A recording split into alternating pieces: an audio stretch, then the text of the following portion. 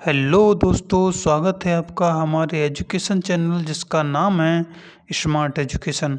दोस्तों, आज मैं बताऊंगा आपको बहुत ही महत्वपूर्ण बात, तो वीडियो को अंत तक देखें। दोस्तों, आज मैं आपको बताऊंगा भारतीय संविधान का एक बहुत ही महत्वपूर्ण पद है जिसका नाम है राज्यपाल। तो जो कि एक स्टेट में होता है, राज्य में सबसे बड़ा राज्यपाल होता है। राज्यपाल की तुलना राष्ट्रपति से की जाती है जो कि केंद्र में होता है। तो चलिए जानते हैं राज्यपाल के बारे में महत्वपूर्ण तथ्य।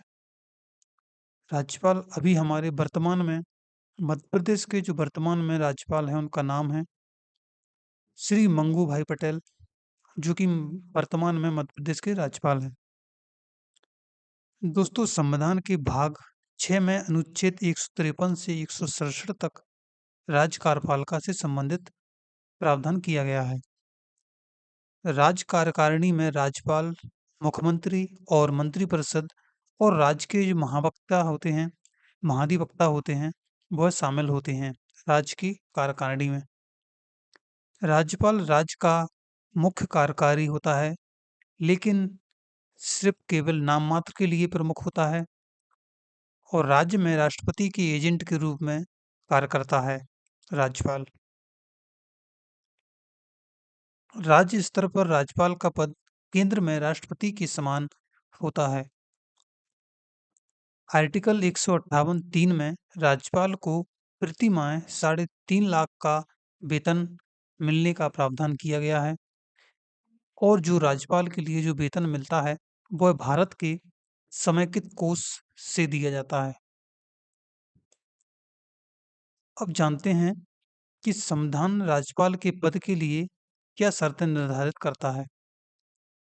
सबसे पहली शर्त है कि वह संसद के किसी भी सदन या राज्य विधानमंडल के किसी भी सदन का सदस्य नहीं होना चाहिए और राज्यपाल बनने के लिए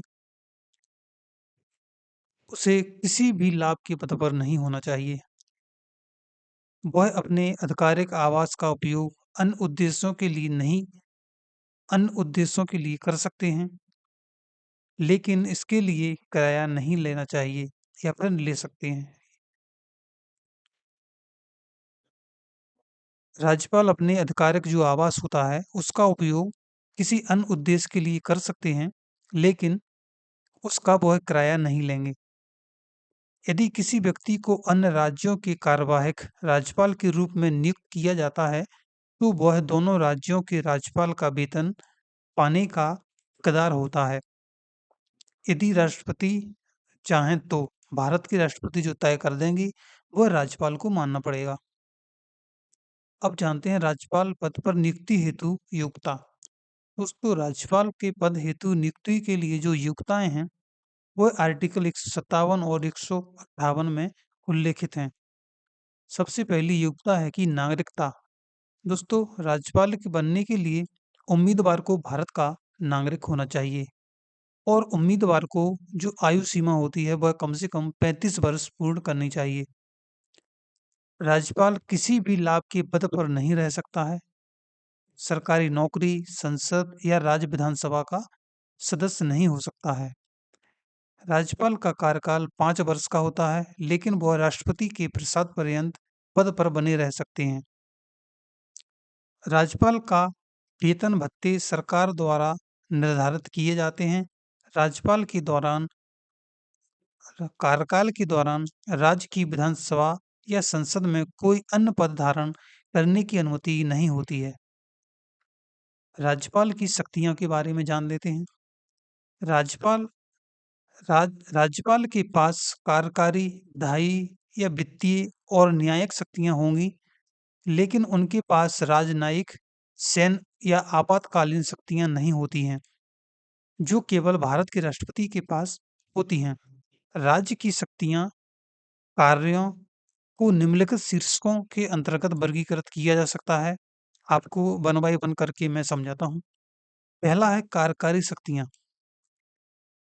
राज्यपाल राज्य के कार्यकारी प्रमुख होते हैं। मुख्यमंत्री और मंत्रिपरिषद की नियुक्ति राज्यपाल द्वारा की जाती है। उच्च न्यायालय के न्यायाधीशों की नियुक्ति के संबंध में राष्ट्रपति को परामर्श दे सकते हैं। जो माननीय राज्यपाल होते हैं, वह उच्च न्यायालय के न्यायाधीश की नियुक्ति के लिए राष्ट्रपति को परामर्श प्रदान कर सकते हैं। राज्य के प्रशासन को चलाने के लिए आवश्यक सभी कार्यकारी आदेश जारी कर सकते हैं। तो यह थी राज्यपाल की कार्यकारी शक्तियाँ। अगली शक्ति का नाम है, जिसका नाम है विधायी शक्तियाँ। दोस्तों, विधायी शक्तियों में राज्यपाल राज्य विधानमंडल का हिस्सा होते हैं। वे राज्य विधानमंडल के सत्र को बुला सकते हैं, स्थगित भी कर सकते हैं और भंग भी कर सकते हैं। विधेयकों को मंजूरी देना, अस्वीकार करना या राष्ट्रपति के पास भेजना, ये सब राज्यपाल की विधायी शक्तियों के अंतर्गत आता है। राज्यपाल अपने विवेकाधिकार पर एक विशेष संबोधन के माध्यम से विधानमंडल को संबोधित कर सकते हैं। अगली है राज्यपाल की वित्तीय शक्तियाँ। दोस्तों, राज्यपाल की जो वित्तीय शक्तियाँ हैं, उसमें राज्य का बजट राज्यपाल की अनुमति से विधानमंडल में प्रस्तुत होता है। राज्य की संचित निधि से कोई भी धन निकालने के लिए राज्यपाल की मंजूरी लेना जरूरी होता है। वित्तीय संकट की स्थिति में राज्यपाल केंद्र को रिपोर्ट कर सकते हैं। राज्यपाल की अगली शक्ति है, जिसका नाम है न्यायिक शक्ति। दोस्तों, राज्यपाल के पास निम्नलिखित न्यायिक शक्तियां होती हैं। नंबर 1 शक्ति है किसी अपराधी की सजा माफ करना। अगला है सजा कम करना, स्थगित करना या उसे समाप्त करना। दोस्तों, राज्यपाल के पास राष्ट्रपति के जैसे मृत्युदंड क्षमा करने की शक्ति नहीं होती है। और राज्यपाल की शक्ति जो क्षमा करने की न्यायिक शक्ति है, वह केवल राज्य के कानूनों के तहत दी जा सकती है। अगली शक्ति है, जिसका नाम है आपातकालीन शक्तियाँ। दोस्तों, यदि राज्य में संवैधानिक तंत्र विफल हो जाता है, तो राज्यपाल राष्ट्रपति को रिपोर्ट भेज सकते हैं। राष्ट्रपति शासन लागू करने के लिए राज्यपाल की रिपोर्ट महत्वपूर्ण होती है। जब राज्य में संवैधानिक तंत्र विफल हो जाता है, तो उसमें राष्ट्रपति शासन लगा सकते हैं राज्यपाल, जो कि राष्ट्रपति लगाते हैं। अगला है विशेषाधिकार शक्तियाँ। दोस्तों, राज्यपाल आदिवासी क्षेत्रों के विकास और कल्याण से संबंधित मामलों में विशेषाधिकार प्राप्त होते हैं। देखते हैं राज्यपाल से जुड़े विभिन्न महत्वपूर्ण अनुच्छेद कि किस आर्टिकल में क्या प्रावधान है। तो सबसे पहला आर्टिकल है अनुच्छेद 153। अनुच्छेद 153 में राज्यों में राज्यपाल के लिए प्रावधान है। इसमें आर्टिकल 153 में लिखा गया है कि हर राज्य में एक राज्यपाल होगा और इसमें इसी में लिखा गया है कि एक व्यक्ति 2 या अधिक राज्यों का राज्यपाल हो सकता है। आर्टिकल 154 आर्टिकल 154 कहता है कि कार्यकारी शक्ति का निहित होना। राज्यपाल की कार्यकारी शक्ति आर्टिकल 154 में वर्णित है। राज्य की कार्यकारी शक्ति राज्यपाल में निहित होगी, यह आर्टिकल 154 में लिखा है। राज्यपाल अपनी शक्तियों को स्वयं या अपने अधीन अधिकारियों के माध्यम से प्रयोग कर सकता है। अनुच्छेद 155 अनुच्छेद 155 में राज्यपाल की नियुक्ति के बारे में वर्णित है। राज्यपाल की नियुक्ति भारत के राष्ट्रपति द्वारा की जाती है। अनुच्छेद 156 में राज्यपाल का कार्यकाल लिखा हुआ है। जिसमें राज्यपाल का कार्यकाल है वो 5 वर्ष लिखा हुआ है। राष्ट्रपति किसी भी समय राज्यपाल को अपने पद से हटा सकता है। आर्टिकल 157 या अनुच्छेद 157 में राज्यपाल बनने के लिए पात्रताओं का प्रावधान किया गया है कि क्या पात्रताएं हैं। तो राज्यपाल बनने के लिए निम्नलिखित योग्यताएं होनी चाहिए। वह भारत का नागरिक हो, 35 साल उम्र पूरी कर चुका हो, किसी भी लाभ के पद पर ना हो या दिवालिया या पागल घोषित ना हो। योग्यताओं के बारे में मैं पहले ही बता चुका हूँ। आर्टिकल 158 के बारे में समझें तो राज्यपाल की शर्तें हैं इसमें। राज्यपाल किसी अन्य लाभ के पद पर नहीं रह सकता है। वह अपने कार्यकाल के दौरान कोई वेतन प्राप्त नहीं करेगा जो राष्ट्रपति द्वारा निर्धारित किया गया हो। राज्यपाल का वेतन और भत्ते भारत के समेकित कोष से प्रदान किए जाते हैं।